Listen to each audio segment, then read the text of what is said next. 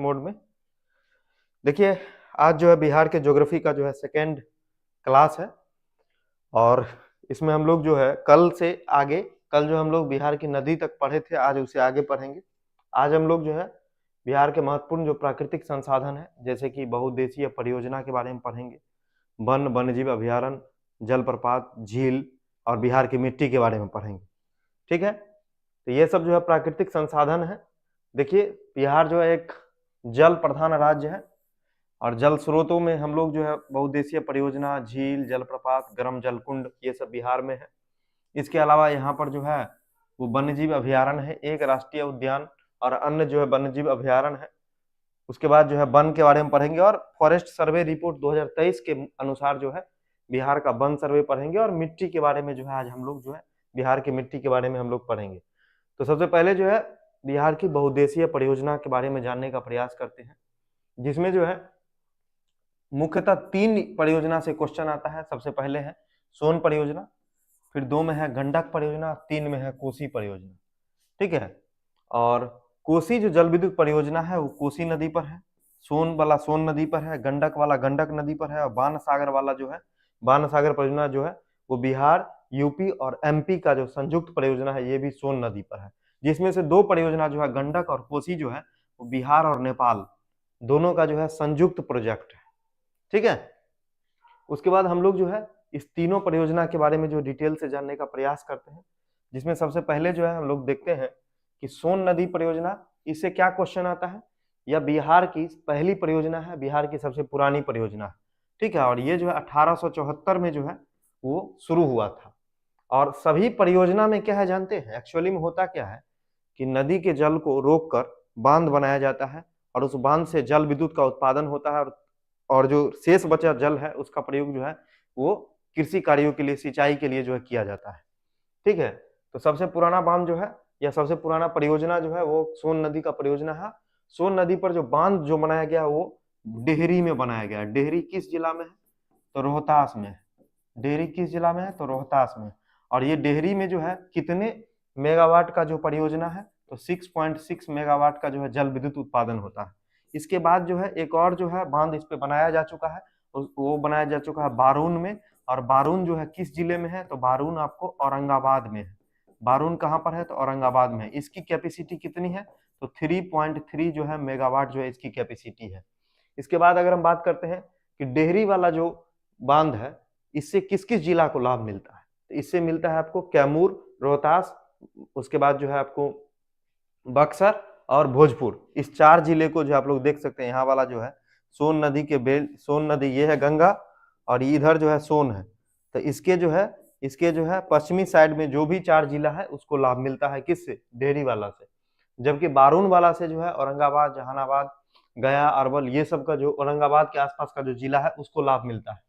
फिर हम लोग बात करते हैं गंडक नदी परियोजना के बारे में। तो देखिए, गंडक नदी परियोजना की शुरुआत 1959-60 से हुई थी और यहाँ पर कहाँ पर बांध बना हुआ है, इसमें भैंसा लोटन नामक जगह पर जो है वो बांध बना हुआ है। इस बांध का निर्माण जो है वो 1959-60 में किया गया था और ये भारत और नेपाल की संयुक्त परियोजना है। गंडक परियोजना और कोसी परियोजना भारत और नेपाल की संयुक्त परियोजना है, मतलब यह जो है एक तरह से अंतरराष्ट्रीय प्रोजेक्ट हम लोग कह सकते हैं। इसके अलावा इसमें जो है गंडक नदी में मुख्यतः जो है त्रिवेणी नहर है, तिरहुत नहर है। ठीक है, और इसमें जो है 2 भागों में इसको हम लोग बांट के पढ़ते हैं, एक है पूर्वी भाग और एक है पश्चिमी भाग। ठीक है, तो जो आपका पूर्वी भाग है, मतलब इधर वाला जो भाग है, इधर वाला जो भाग है पूर्वी भाग, उससे आपको मुजफ्फरपुर, वैशाली और चंपारण जिला को जो है लाभ होता है। और जो पश्चिमी भाग है, मतलब पश्चिमी गंडक नहर है, उससे आप लोगों को जो है वो, उससे आप लोग को पता होना चाहिए किसको किसको लाभ होता है, तो नेपाल को लाभ होता है, यूपी के 2 जिला गोरखपुर, देवरिया को लाभ होता है और बिहार के सारण और सिवान को लाभ होता है। किससे, तो पश्चिमी, इधर पश्चिम दिशा पड़ेगा इधर, तो पश्चिमी गंडक नहर से, पूर्वी गंडक नहर से मुजफ्फरपुर, वैशाली और चंपारण को लाभ होता है। ठीक है, मुख्य नहर जो है आपको त्रिवेणी और तिरहुत नहर जो है वो गंडक परियोजना का पार्ट है। तो ये सब आपको याद होना चाहिए। उसके बाद हम लोग बात करते हैं कोसी परियोजना। तो कोसी परियोजना की शुरुआत जो है 1953-54 में हुई थी और यहाँ पर जो है बांध बना हुआ है हनुमान नगर में। कहाँ पर बांध बना हुआ है, तो हनुमान नगर में जो है वो बांध बना हुआ है। और यहाँ पर भी जो है वो पूर्वी कोसी नहर और पश्चिमी कोसी नहर, जैसे ये यहाँ पर कोसी नदी है तो इधर वाला जो पार्ट है इसको हम लोग बोलते हैं पूर्वी कोसी नहर, इधर वाला जो पार्ट है इसको हम लोग बोलते हैं पश्चिमी कोसी नहर। तो पूर्वी कोसी नहर से आपको जो है वो आपको अररिया है, पूर्णिया है, इसके अलावा जो है आपको मतलब किशन अररिया है, पूर्णिया है, सुपौल है, ये सबको लाभ होता है। जबकि पश्चिमी पार्ट से आपको दरभंगा, मधुबनी, बेगूसराय ये सब को जो है वो कोसी परियोजना से जो है वो लाभ मिलता है। तो हम उम्मीद करते हैं कि जो तीनों बहुउद्देशीय परियोजना है उसके बारे में जो है आप लोग अच्छे से समझ गए होंगे। और जो है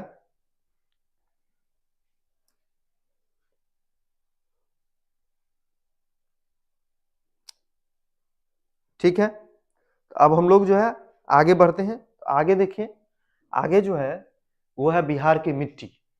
तो बिहार की मिट्टी के बारे में जो है आप लोग जान जाइए कि गंगा नदी के जो है उत्तर में जो उत्तरी बिहार है, उत्तरी बिहार की 4 मिट्टी है, और गंगा नदी के नीचे जो दक्षिणी बिहार है उसकी भी 4 मिट्टी है। मतलब टोटल जो बिहार में 8 प्रकार की मिट्टी का जो है वो क्लासिफिकेशन किया गया है।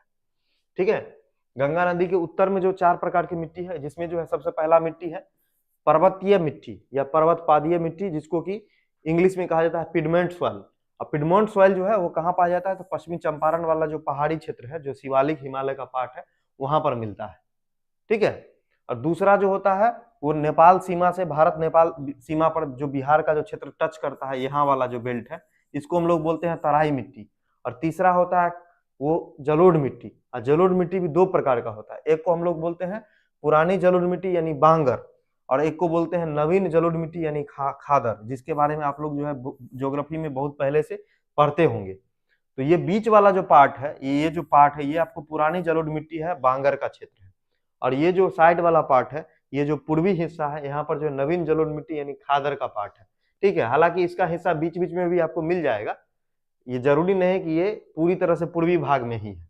ठीक है, जहां पर भी नदी का बहाव होता है वहां पर नदियां जो अपने साथ जो है वो बहुत सारा गाद और अन्य पोषक तत्व जो है वो लाती है, और जिससे जो मिट्टी का जो ऊपरी परत है वो काफी उपजाऊ हो जाता है, तो उसको खादर बोला जाता है।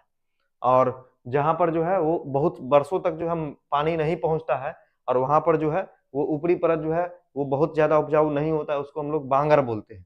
तो ये 4 मिट्टी हो गया उत्तरी बिहार का। अब हम लोग दक्षिणी बिहार की बात करते हैं। तो दक्षिणी बिहार में गंगा के जो दक्षिणी तट पर, गंगा के जो दक्षिणी तट पर जो मिट्टी पाई जाती है उसको हम लोग बोलते हैं टाल मिट्टी।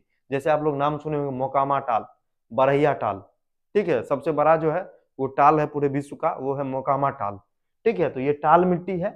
इसके अलावा जो है दक्षिण बिहार के अधिकांश क्षेत्र में जो है वो जलोढ़ मिट्टी मिलती है, पुरानी जलोढ़ मिट्टी, जिसको हम लोग बोलते हैं करेल केवाल मिट्टी। क्या बोलते हैं?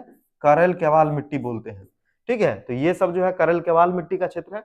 और जो पहाड़ी क्षेत्र है, धारवाड़ वाला जो पहाड़ी क्षेत्र है, जमुई का क्षेत्र है, इसके अलावा जो है आपको यहाँ पर जो है वो गया का क्षेत्र है।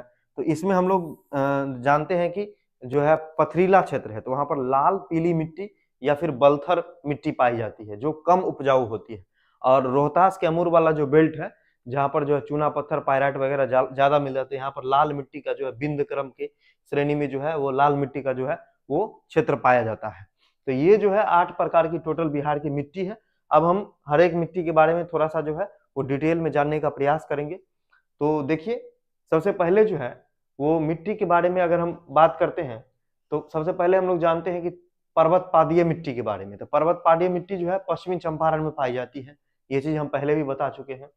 और इसके बाद अगर हम बात करते हैं कि जो तराई मिट्टी है, वो उसमें भी जो है क्वालिटी जो होता है, उसमें भी जो गुण होता है वो लगभग पर्वत पादीय मिट्टी के समान ही होता है। इसमें जो है ना धान जूट वगैरह की खेती जो है ज्यादा होती है, और इसमें कंकर पत्थर बालू का जो है वो पार्ट ज्यादा पाया जाता है। ये हम किसकी चर्चा कर रहे हैं? तो ये हम चर्चा कर रहे हैं आपका पर्वत पादीय ये वाला क्षेत्र। यहाँ पर जो है धान गेहूं, धान का और मतलब और जो जल प्रधान जो होता है गन्ना का, इसका जो है खेती किया जाता है।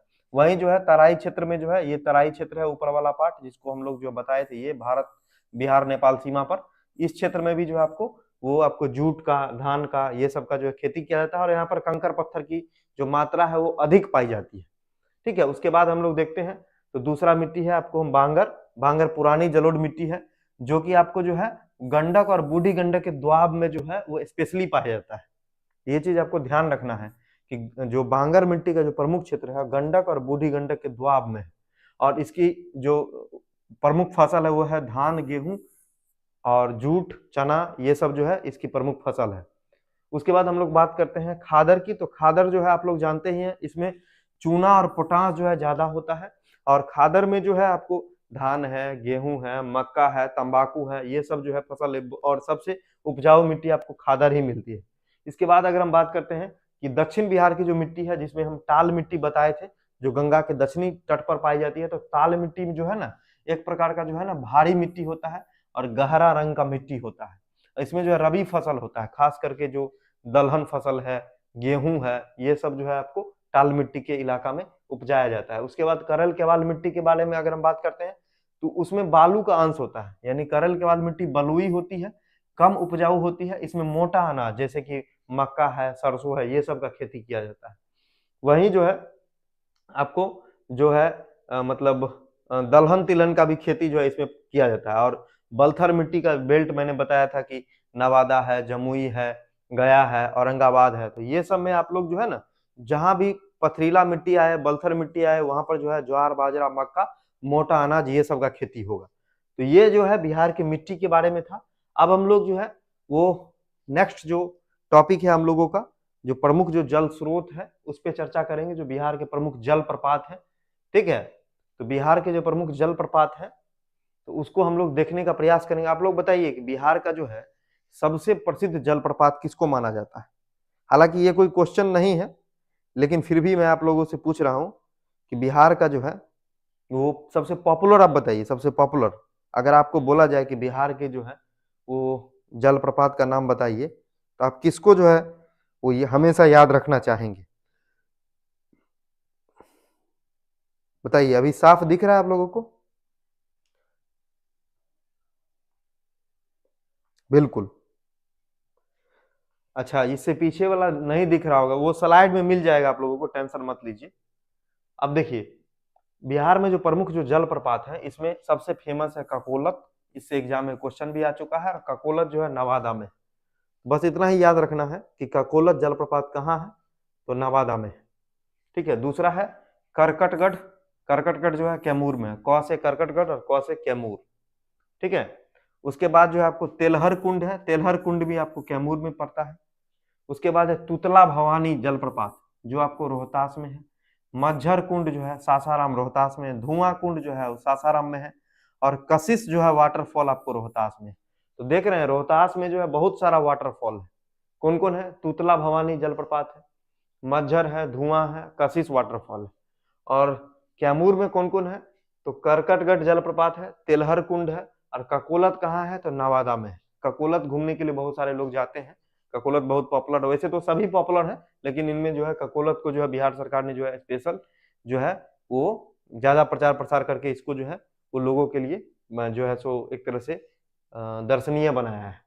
अब देखिए, अगर हम बात करते हैं आगे की, तो आगे जो है कुछ जो है झील और जो गर्म कुंड है उसके बारे में चर्चा कर लेते हैं, जिससे एग्जाम में क्वेश्चन आते रहता है। सबसे पहले देखिए अनुपम झील। अनुपम झील कहाँ है? तो कैमूर में। उसके बाद देखिए कुशेश्वर स्थान झील, तो दरभंगा में है। कुशेश्वर स्थान जो झील है वो आपको साइबेरियन सारस के लिए, या फिर जो विदेशी प्रवासी पक्षी है उसके लिए फेमस है। कांवड़ झील बेगूसराय है, जो बिहार का जो है पहला जो है वो रामसर साइट है। और ये एक प्रकार का जो है गोखुर झील है। क्या है? गोखुर झील है, जो बूढ़ी गंडक के विसर्पण से निर्मित है। जैसे ये बूढ़ी गंडक जा रहा है, ये बूढ़ी गंडक जा रहा है मान के चलिए, और इसका रूट चेंज हो गया, इस तरह से इस तरह से इस तरह से चेंज हो गया, फिर आगे चल के मिल गया, तो इसी को हम लोग बोलते हैं गोखुर झील। गाय के खुर के आकार का जो है वो आकृतिक में जो है ये बसा हुआ है, ये बूढ़ी गंडक के विसर्पण से निर्मित है। उसके बाद जो बरेला झील जो है वैशाली में है। गोगा बिल जो है वो आपको कहाँ है? तो कटिहार में है। और सिमरी बख्तियारपुर झील जो है वो सहरसा में है, जो कि घोड़े के नाल के आकार का जो है वो आपको सिमरी बख्तियारपुर झील का जो है वो आकार है। ठीक है, तो ये जो है बिहार के जो है बहुत ही फेमस फेमस झील है, जिसके बारे में आप लोगों को पता होना चाहिए। उसके बाद देखते हैं जो महत्वपूर्ण जो जल कुंड है। तो देखिए जल कुंड में जो है 3 स्थान में जो जल कुंड पाया जाता है, खास करके 2 ही स्थान में, एक मुंगेर में और एक आपका राजगिरी में या राजगीर में।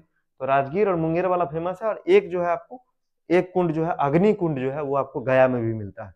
तो इसको आप लोग को नाम याद रखना है। तो राजगीर में मिलता है ब्रह्म कुंड, जो पूरे बिहार का सबसे अधिक जो है गर्म कुंड है।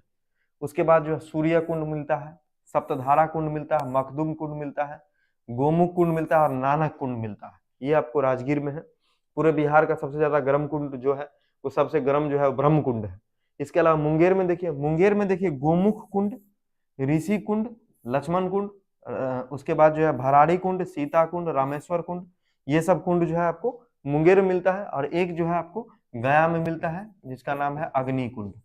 गया में क्या मिलता है? तो अग्नि कुंड। इसके बारे में भी आप लोगों को पता होना चाहिए। ठीक है, तो हम उम्मीद करते हैं कि आप लोग जो है वो इसके बारे में जो है एक आइडिया जो है डेवलप कर लिए होंगे। अगर आपसे पूछा जाए कि बिहार में जो है वो जलप्रपात के बारे में, तो ककोला जलप्रपात कहाँ है? तो नवादा में है।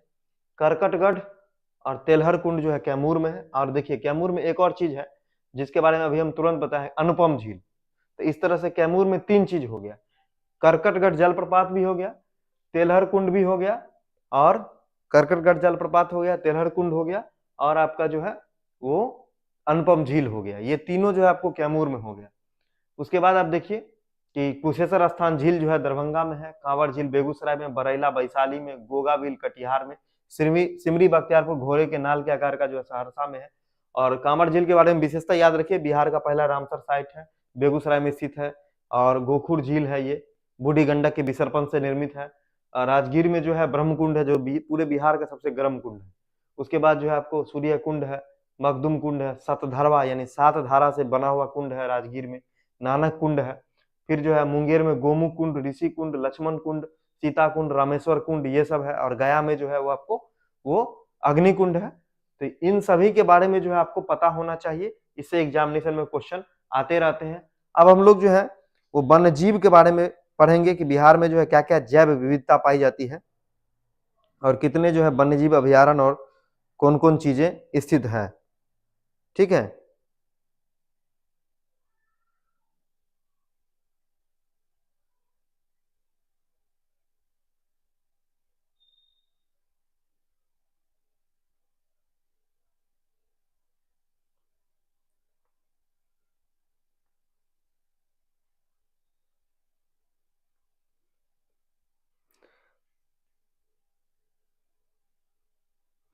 ठीक है, हम लोग जो है इसको अब आगे कंटिन्यू करते हैं। तो देखिए बिहार में जो है एक राष्ट्रीय उद्यान है, एक नेशनल पार्क है, एक टाइगर रिजर्व है, और 12 जो है वो वन्यजीव अभयारण्य है। ठीक है, तो इसके बारे में आप लोगों को अब हम लोग बताते हैं। देखिए बिहार में जो है वो आप लोग जानते हैं कि एकमात्र राष्ट्रीय उद्यान है जिसका नाम है आपको वाल्मीकि नगर नेशनल पार्क। और यह न केवल नेशनल पार्क है बल्कि जो है ये टाइगर रिजर्व भी है।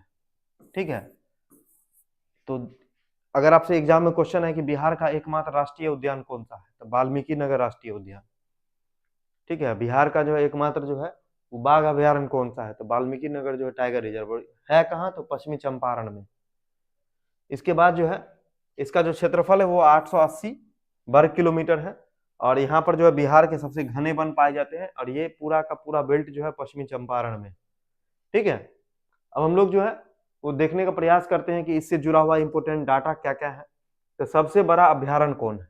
देखिए 12 अभ्यारण्य है, एक जो है वो राष्ट्रीय उद्यान है, राष्ट्रीय नेशनल पार्क है, और एक जो है उसी में जो है टाइगर रिजर्व भी है, और 12 जो है अभ्यारण्य है। तो अभ्यारण्य में सबसे बड़ा अभ्यारण्य जो है वो कैमूर वन्यजीव अभ्यारण्य है, जो रोहतास में है, जिसका क्षेत्रफल 1784 वर्ग किलोमीटर है। तो बहुत अच्छा से ध्यान रखिएगा, अगर क्वेश्चन आ जाए कि बिहार का सबसे बड़ा वन्यजीव अभ्यारण्य कौन सा है, तो आप लोग सीधे टिक कीजिएगा कैमूर वन्यजीव अभ्यारण्य, जिसका बेल्ट जो है वो रोहतास में है। अधिकांश क्षेत्र जो है वो आपको रोहतास में है। और सबसे छोटा अगर पूछा जाए, सबसे छोटा, तो वो आपको नागी है, और ये आपको जमुई में है। ठीक है, नागी जो है वो आपको जमुई में है। और भारत का जो है वो प्रथम जो है वो डॉल्फिन अभ्यारण्य कहाँ है, तो विक्रमशिला डॉल्फिन अभ्यारण्य है, जो आपको भागलपुर में है, गंगा नदी पर। ठीक है, तो इस तीनों के बारे में आपको जो है वो पता होना चाहिए। सबसे बड़ा कैमूर, सबसे छोटा तो नागी, और प्रथम डॉल्फिन तो Vikramshila, tiger reserve Valmiki Nagar, national park Valmiki Nagar.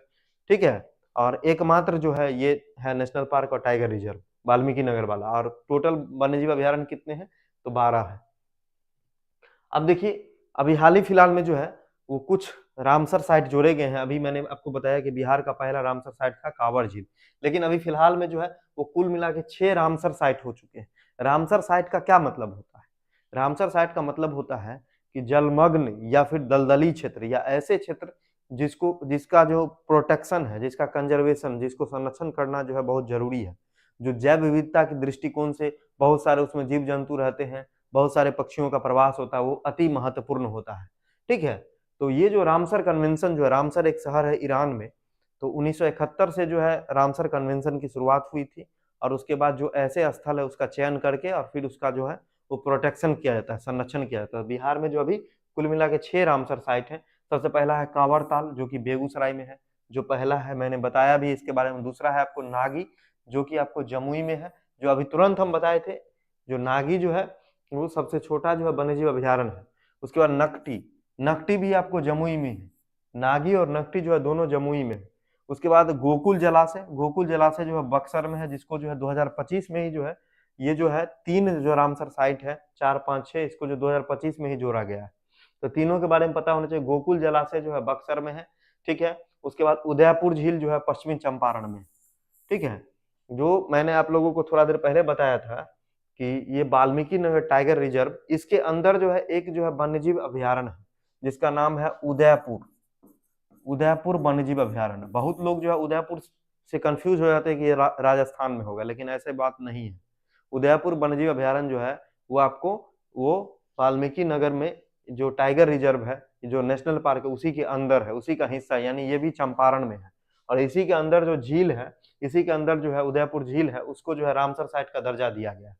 उसके बाद जो गोगाविल झील, जो मैंने थोड़ा देर पहले बताया था कि जो कटिहार में है, जो गोगा झील वाले चैप्टर में देखिए, झील वाले में बताया ना कि गोगाविल, ये जो गोगाविल वाला जो झील है वो आपको कटिहार में है। इसको भी अब रामसर साइट का जो है दर्जा वो दिया जा चुका है, ठीक है। तो ये तीनों जो 2025 में दिया गया है, ये आप लोग जो है सामने एक रामसर स्थल का जो है वो चित्र देख सकते हैं। चलिए अब हम लोग आगे बढ़ते हैं, आगे देखते हैं। आगे है फॉरेस्ट सर्वे रिपोर्ट 2023, बहुत महत्वपूर्ण है फॉरेस्ट सर्वे रिपोर्ट 2023, ठीक है। ये सबसे लेटेस्ट है और बिहार का फॉरेस्ट सर्वे तो एकदम समझिए कि VVI है। तो देखिए बिहार में जो अब कुल हरित आवरण हो चुका है 10.96%, ठीक है। और बिहार का जो है कुल जो वनावरण है, कुल वनावरण जो हो चुका है वो हो चुका है 7532 स्क्वायर किलोमीटर, और कुल वृक्षावरण 2500 किलोमीटर हो चुका है। और कुल जो हरित आवरण दोनों को अगर हम जोड़ देते तो 10,292 किलोमीटर हो चुका है। और 2021 की तुलना में जो है वनावरण में जो है, वन में जो है 151 किलोमीटर और वृक्ष में जो है 159 किलोमीटर का जो है वृद्धि हुआ है। टोटल जो है वो 310 किलोमीटर का वृद्धि हो चुका है 2021 की तुलना में। और अभी जो वनावरण है वो 8% है और वृक्षावरण जो है 2.68% है। एक एक डाटा जो मैं बता रहा हूं वो एग्जाम में छपने वाला है, इसलिए आपको बहुत ही अच्छे तरीके से ये सारी चीजें पता होनी चाहिए। जिसमें मैंने आपको अभी क्या क्या बताया कि वनावरण कितना है 8%, वृक्षावरण कितना है 2.68%। वन सर्वे 2 साल पे होता है, पता है ना, 2021 के बाद 2023 में सबसे लेटेस्ट वाला हुआ है। और पूरे जो हरित आवरण है दोनों को जोड़ दीजिए 8 और 2.6 तो 10 जो है वो मतलब कुछ प्रतिशत हो जाएगा। उसके बाद हम देखते हैं कि आपको वृक्षावरण 7500 के, वनावरण जो है 7500 के आसपास है, वृक्षावरण 2500 के आसपास है। दोनों मिला देंगे रफ, मतलब एक मोटा मोटी आइडिया रखिए, दोनों मिला देंगे तो 10,000 हो जाएगा। और वनावरण में 150 के आसपास बढ़ा है, वृक्षावरण में जो है वो थोड़ा ज्यादा 160 के आसपास बढ़ा है, दोनों मिला के जो 310 है, ठीक है। तो इसको जो है अप्रोक्सीमेट जो है वो आपको डाटा माइंड में रहना चाहिए। अब देखिए, अब यहाँ पर जो है वो अगर हम बात करते हैं कि टोटल जो है वो मतलब डिस्ट्रिक्ट वाइज जो कुछ आंकड़ा है जिसको आप लोगों को एग्जाम में पूछा जाएगा। जैसे सबसे अधिक जो है ना वो वन जो है वर्ग किलोमीटर मतलब क्षेत्रफल के अनुसार कहाँ कहाँ है, तो सबसे पहले कैमूर में है। कैमूर में जो है वो क्षेत्रफल है 1025, मतलब 125 जो है वर्ग किलोमीटर जो है वन है। दूसरा नंबर पे है पश्चिमी चंपारण जहाँ पर 908 वर्ग किलोमीटर वन है। तीसरा है जमुई 670 वर्ग किलोमीटर में जो है वन है। ये तो हो गया कि एरिया वाइज ये टॉप 3 जिला। अगर हम परसेंटेज वाइज बात करते हैं तो इसमें भी कैमूर जो है टॉप पर है। कैमूर का क्षेत्रफल का 30.5% जो है वो क्या है, तो यहाँ पर जो है वन क्षेत्र है। वहीं दूसरा पर जमुई है जिसमें 21.5% के आसपास वन क्षेत्र है। तीसरा पर मुंगेर है जो 21.5%, इसमें भी है ठीक है, ये 21.65 है, ये 21.57% जो है वो प्रतिशत के हिसाब से टॉप 3 जिले हो गए आपको कैमूर, जमुई और मुंगेर, और एरिया के हिसाब से कैमूर, पश्चिमी चंपारण और जमुई। तो इसका आप लोगों को ध्यान रखना है। अगर हम सबसे कम वर्ग किलोमीटर में बात करते हैं, मतलब सबसे कम जो एरिया है वो मन का, वो कहाँ पर है, तो सबसे कम है शेखपुरा में। शेखपुरा में मात्र जो है 0.82 वर्ग किलोमीटर ही जो है ना फॉरेस्ट एरिया है। उसके बाद अगर हम बात करते हैं तो अरवल है 2 नंबर पर, जहां पर मात्र 4 किलोमीटर जो है वो फॉरेस्ट एरिया है। तीसरा नंबर पर बक्सर है, जहां पर 6 किलोमीटर जो है फॉरेस्ट एरिया है। वहीं प्रतिशत में भी जो है वो सबसे जो है वो कम है शेखपुरा। शेखपुरा में मात्र 0.12% जो क्षेत्रफल है वहीं पर वन है, और बक्सर में जो है वो मात्र 0.35% जो एरिया है वहीं पर वन है, और सिवान में जो है 0.42% पर ही वन है। ये टॉप 3 जिले कम से कम इन चारों का तो जरूर याद रखिए, टॉप जरूर देखिए। कैमूर में जो है, कैमूर और पश्चिमी चंपारण ये क्षेत्रफल में भी टॉप पे है, प्रतिशत में भी टॉप पर है आपको कैमूर दोनों जगह। जमुई यहाँ पर जो है प्रतिशत में 2 पर आ गया। वहीं अगर हम बात करते हैं सबसे कम वाला क्षेत्रफल में भी देख सकते हैं आप कौन है, शेखपुरा है, और प्रतिशत में भी सबसे कम वाला में शेखपुरा है। तो ये जो है आपको कैमूर और शेखपुरा का नाम तो एकदम माइंड में रहना ही चाहिए, ठीक है। ये जो है आपको फॉरेस्ट सर्वे 2023 का डाटा है, जो बिहार स्पेशल हम लोग बात कर रहे हैं उसके बारे में। अब अगर हम लोग बात करते हैं कि सबसे ज्यादा वृद्धि और सबसे ज्यादा नुकसान वो किस किस जिले में हुआ है, और ये हम लोग जो है 2021 से तुलना करते हैं, मतलब 21 से 23 तक जो है वो सबसे ज्यादा वृद्धि हुआ है वो हुआ है भागलपुर में। तो भागलपुर में जो है 33 किलोमीटर जो है वो वन क्षेत्र बढ़ गया है, ठीक है। और सबसे ज्यादा नुकसान हुआ है तो वो हुआ है कैमूर में, जिसमें 35 किलोमीटर जो है वन क्षेत्र घट गया है। इस दोनों का नाम आप लोग जरूर याद रखिए। कैमूर जो है सबसे ज्यादा वन क्षेत्रफल भी है, सबसे ज्यादा प्रतिशत भी है, और सबसे अधिक जो 2 सालों के दौरान जो नुकसान भी वहीं पे हुआ है, ठीक है। तो इसमें जो है कंफ्यूज नहीं करना है। बाकी 2-3 आपको याद रहे या नहीं रहे, लेकिन आपको जो है 1 नंबर तो हमेशा याद रखना ही पड़ेगा, ठीक है। उसके बाद अगर हम बात करते हैं कि जो आप लोगों का कुछ यहाँ पर जो है वन घनत्व की बात की गई है, हालांकि इससे जो बहुत कम संभावना है कि क्वेश्चन पूछे जाए, लेकिन हाँ एक इंपॉर्टेंट डाटा है कि जो सघन वन है, देखिए वन का 3 श्रेणी होता है। एक होता है खुला वन, जहां पर जो है जो वन का जो डेंसिटी है बहुत कम होता है, बिलो 10% के आसपास होता है। दूसरा होता है आपको जो मध्यम जो कैटेगरी का वन होता है, मध्यम घना वन, और तीसरा होता है अत्यंत सघन वन। तो सबसे ज्यादा सघन वन जो होता है वो पश्चिमी चंपारण में, और मध्यम जो घना वन है, मध्यम घना वन में भी आपको जो है वो पश्चिमी चंपारण है। लेकिन खुला वन में जो है, जो ओपन फॉरेस्ट एरिया है उसमें जो है आपको कैमूर जो है वो आपको टॉप पे है। खुला वन में जो है कैमूर जो है आपको टॉप पे है। अगर हम 23 की बात करते हैं 2023 के डाटा के मुताबिक, तो आप लोग देख लीजिए कि यहाँ पर जो है 3861 किलोमीटर क्या है, 3861 किलोमीटर जो है वो आपको जो है खुला वन है। ये 3284 किलोमीटर जो है वो मध्यम वन है, मध्यम घना वन है, और 387 किलोमीटर जो है वो आप लोगों को क्या है, तो जो अत्यंत सघन वन का जो है वो एरिया है। तो ये 2023 का जो है आप लोगों को डाटा है। बाकी जो पिछले 2 साल का भी है, इससे जो है बढ़ोतरी और घटोतरी के बारे में आपको जो है आइडिया लग सकता है, ठीक है। तो यहीं तक जो है आज का क्लास था, और इसी के साथ आप लोगों का जो बिहार ज्योग्राफी है वो जो है वो फिनिश हो चुका है। अब हम लोग जो है वो नेक्स्ट डे जो है वो बिहार का पॉलिटी पढ़ेंगे, फिर जो है हम लोग स्वतंत्रता के बाद जो है बिहार की जो अर्थव्यवस्था का डेवलपमेंट है वो पढ़ेंगे, फिर विविध को पढ़ेंगे, और बिहार को जो है वो समाप्त करेंगे। तो अब बताइए आज का क्लास जो है समाप्त हो चुका है, कैसा लगा आज आप लोगों को क्लास, और आप लोगों का कोई अगर डाउट है, कोई समस्या है तो आप लोग बता सकते हैं, थोड़ा हम लोग देख सकते हैं।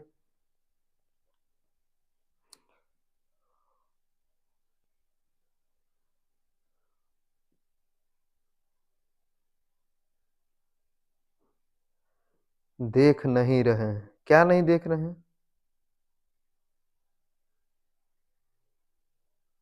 बहुत जरूरी बात पूछना है। अच्छा लास्ट में, अच्छा लास्ट वाला नहीं समझ में आया। लास्ट वाला देखिए कुछ नहीं है, लास्ट वाला जो है ना, अभी बताया ना कि 3 टाइप का वन होता है, एक होता है खुला वन, एक होता है मध्यम वन, एक होता है घना वन, ठीक है। तो उसी का डाटा दिया गया है, जो आपका ये है खुला वन है, ये मध्यम वन है, ये सघन वन है। 2023 में इतना था, 2021 में इतना था, 2019 में इतना था, उसी का जो है ना ग्राफ आपको बताया गया है, ठीक है। और अभी जो है वो सघन वन में और मध्यम सघन वन में जो है पश्चिमी चंपारण सबसे ज्यादा है, पश्चिमी चंपारण में सबसे ज्यादा है। और खुला वन में जो है ना वो कैमूर टॉप पे है। बस यही लास्ट में हम बताएं। ठीक है, तो बहुत ज्यादा जो है ये सब ग्राफ उराफ देख के जो है ना घबरा नहीं जाना है कि बहुत मतलब डेंजर चीज है, कुछ नहीं है।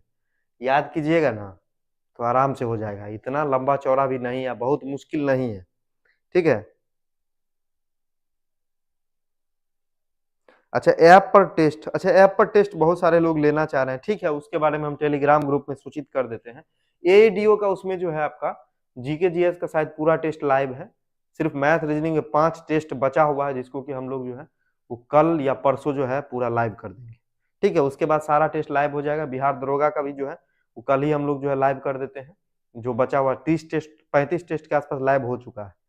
और आपका जो बच गया बिहार एसएससी वाला जो है वो अभी फिलहाल के लिए स्थगित था, लेकिन अब हम लोग उस पर भी जो है बहुत जल्दी जो है उसको भी लाइव कर देंगे।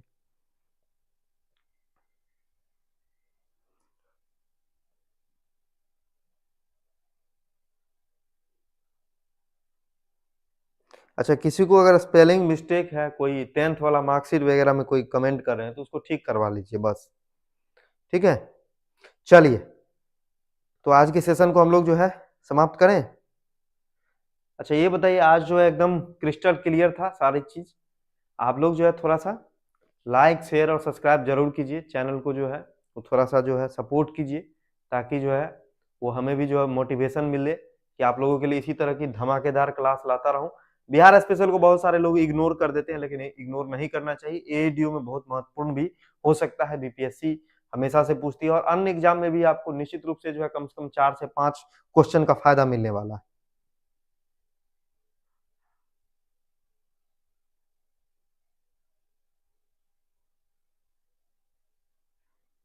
ठीक है,